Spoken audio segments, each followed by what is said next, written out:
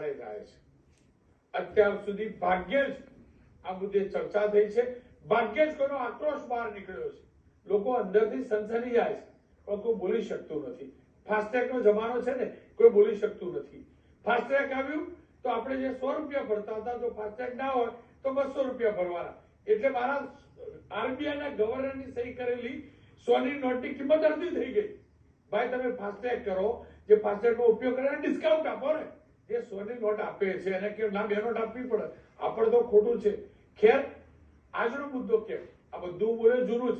આજનો મુદ્દો એટલા માટે કે 2 ટોલ બૂથ કે જ્યાં સ્ટેટ હાઈવે છે, એક હાલોલનું, વડોદરાથી હાલોલના રસ્તે, અને બીજું અમદાવાદથી આપણે મહેસાણા તરફ જઈએ છીએ ત્યાં અડાલજની પાસે જે ટોલ પ્લાઝા છે તેને લઈને જબરજસ્ત વિરોધ શરૂ થયો છે અને વિરોધ ટ્રાન્સપોર્ટ એસોસિએશન કરી રહ્યું છે। બંને ઠેકાણે ટ્રાન્સપોર્ટ એસોસિએશન સતત વિરોધ કરી રહ્યું છે। છેલ્લે નિર્ણય એવો કર્યો કે આપણે ટોલ પ્લાઝા વાળો રોડ ઉપયોગ જ ના કરવો, ફરતા ફરતા જઈશું પણ આનો ઉપયોગ નહીં કરીએ। આ વિરોધ કેમ છે સમજવું જરૂરી છે, સમજવું જરૂરી છે।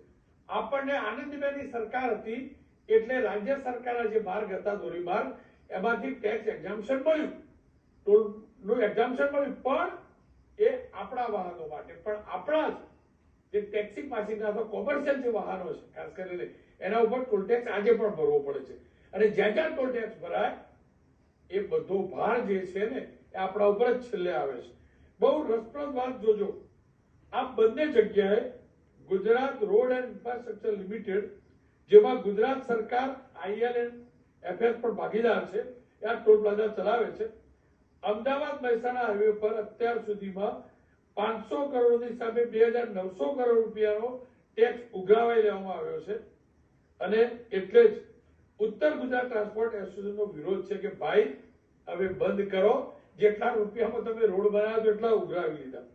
બીજી તરફ વડોદરા થી હાલોલનો જે ટોલ બૂથ છે ત્યાં પણ એક પ્રકારનું વિરોધ એટલે છે કે જે પૈસા ઉઘરાવી લીધા બધું થયું તો એમ કીધું કે 10 વર્ષ તમને હજી ઉઘરાવાનો પરવાનો આપો, એક્સટેન્શન કરી આપો। વિરોધ જબરજસ્ત થઈ રહ્યો છે। વિરોધ થવા પાછળના કારણ વેલિડ પણ છે। 2 જગ્યાએ વિરોધ થાય છે પણ દર્દ તો અનેક જગ્યાએ થાય છે। આખું સમજવું જરૂરી છે। હું ફરીથી કહું છું, વિકાસના કાર્યો માટે આપણે કર ભરવો જોઈએ, પ્રમાણિકતાથી ભરવો જોઈએ।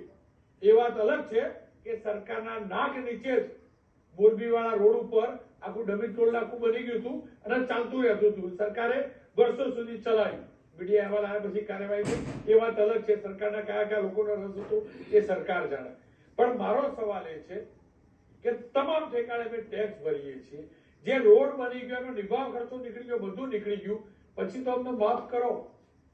ખેર, આજે વિરોધ થયો છે, કેમ થાય છે આખું સમજવા માટે 3 લોકો સાથે વાત કરવી જરૂરી છે।